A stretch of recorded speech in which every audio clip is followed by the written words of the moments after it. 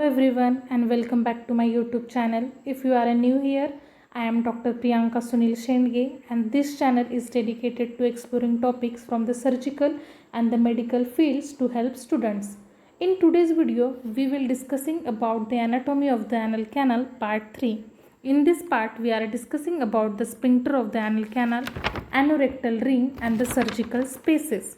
So basically anal canal में दो sphincters होते हैं, internal anal sphincter and the external anal sphincter.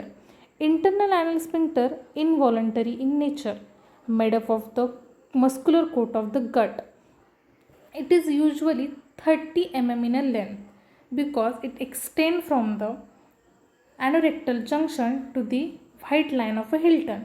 तो आप यहाँ पे देख सकते हैं ये जो है एनोरेक्टल जंक्शन है, तो यहाँ से लेके वाइट लाइन ऑफ हिल्टन तक ये वाला जो पार्ट है इसे हम कहेंगे internal anal sphincter, which is continuation of the inner circular muscle of the rectum. यहाँ पे देख सकते हैं कि इनर सर्कुलर मसल जो रेक्टम का है उसका ही आगे जाके कंटिन्यूएशन होके एनोरेक्टल जंक्शन के यहाँ से इंटरनल एनल स्पिंक्टर शुरू होता है और वाइट लाइन ऑफ हिल्टन पे आके ख़त्म होता है. तो अब हम आगे देखेंगे एक्सटर्नल एनल स्पिंक्टर.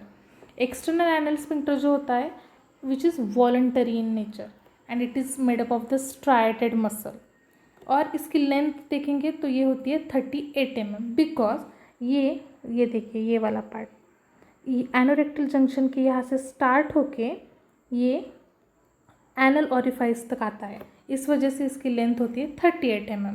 ये देख सकते हैं आप, ये वाला पूरा जो पार्ट है ये पूरा पार्ट इसे हम कहेंगे external anal sphincter, which is supplied by the inferior rectal nerve, perineal branch of the fourth sacral nerve. अब आगे हम देखेंगे, ये यहाँ पे देखिए आप, ये जो है प्यूबोरेक्टालिस मसल है और ये जो देख रहे हैं हम ये longitudinal muscle of the rectum है. ओके, तो ये puborectalis and longitudinal muscle of the rectum मिलके क्या बनाते हैं, तो कंजॉइंट लॉन्जिट्यूडनल कोड बनाती है, जहाँ ये यहाँ पे एक एनोरेक्टल जंक्शन होता है यहाँ पे एग्जैक्टली यहाँ पे, तो यहाँ पे ये दोनों ज्वाइन होके कंजॉइंट लॉन्जिट्यूडनल कोड बनाती है और ये कोड जो है नीचे जाता है और ये बन जाता है फाइब्रोइलास्टिक. मतलब ऊपर जब ऊपर रहता है तो वो मस्कुलर होता है, लेकिन जब नीचे आता है तो वो फाइब्रोइलास्टिक हो जाता है. तो ये जो देखा हमने कि ये जो फाइब्रोइलास्टिक सेप्टा है ये, तो ये जाके क्या करता है आगे, ये जो एक्सटर्नल एनल स्पिंक्टर है इसका जो एक सबक्यूट पार्ट है इसको पियर्स करता है और पियर्स करने के बाद क्या करता है, तो यहाँ पे स्किन को अटैच करता है. वो यहाँ पे देख सकते हैं यहाँ पे स्किन को अटैच हुआ है, तो उसे हम क्या कहेंगे, कोरुगेटर क्यूटिस एनाई कहेंगे. और ये जो फाइब्रोइलास्टिक सेप्टा है वो क्या हुआ, फैन की तरफ फैल गया है, उसे हम कहते हैं फैन वायर्स. जो एकदम लैटरली है वो क्या करता है, फाइब्रोइलास्टिक सेप्टा क्या फॉर्म करता है, तो पेरियानल फेशिया, और जो मेडियल वाले जो होते हैं वो एनल इंटरमस्कुलर सेप्टम फॉर्म करते हैं. और कुछ जो होते हैं फाइब्रोइलास्टिक सेप्टा जो ये देख सकते हैं आप यहाँ पे, ये देखिए ये कुछ क्या करते हैं, तो इंटरनल एनल स्पिंक्टर को पास करते हैं. तो इसी तरीके से हमने क्या क्या देखा, इंटरनल एनल स्पिंक्टर देखा और एक्सटर्नल एनल स्पिंक्टर देखा. अब हम क्या देखेंगे, एनोरेक्टल रिंग देखेंगे. Anorectal ring usually made up of the muscle which is present at the anorectal junction. Okay, तो यहाँ पे दिखाते हुए ये देखिए एनोरेक्टल जंक्शन है, येलो कलर की ट्रांसवर्स लाइन.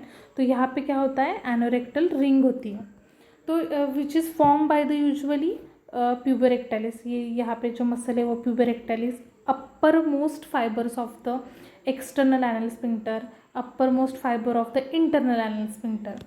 ये क्या होता है कि जो एनोरेक्टल रिंग है वो हम फिंगर से भी फील कर सकते हैं, और सर्जरी करते वक्त अगर एनोरेक्टल रिंग को इंजरी हुई तो रेक्टल इनकंटिनेंस भी होता है, यानी कि फीसेस पे हमारा कंट्रोल नहीं रहता. मतलब वो आखिर में देखेंगे सर्जिकल स्पेसेस.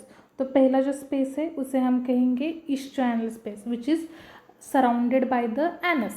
तो ये देखिए ये जो है इस्चोएनल फेशिया है, स्पेस है जो क्या है, nothing but the fat field space. अब दूसरा स्पेस देखेंगे वो है perianal space which is lie below the Hilton line. Perianal space के कंटेंट क्या है, तो एक्सटर्नल रेक्टल वेनस प्लेक्सस. तो ये देख सकते हैं आप, ये ब्लू कलर डॉट जो है उसे हम कहेंगे external rectal plexus. Then lower fibres of the external anal sphincter, मतलब ये जो है ये देखिए ये जो लोअर पार्ट जो है उसके जो लोअर फाइबर्स है एक्सटर्नल स्फिंक्टर के वो होते हैं, और लास्ट में terminal branch of the inferior rectal vessels and the nerve. अब लास्ट में हम देखेंगे submucous space which is lie between the mucous membrane and internal anal sphincter. तो यहाँ पे दिखा सकती हूँ मैं आपको, ये देखिए ये वाला जो है, ये वाला ये है म्यूकस मेम्ब्रेन और ये है इंटरनल एनल स्फिंक्टर। तो इसके बीच में जो पिंक कलर में दिख रहा है उसे हम कहेंगे सबम्यूकोजल स्पेस। तो बेसिकली इसमें क्या होता है, इंटरनल वेनस प्लेक्सेस होते हैं और लिम्फेटिक्स होते हैं। Thank you guys, please don't forget to subscribe, like and comment my channel. अगले वीडियो में मिलते हैं।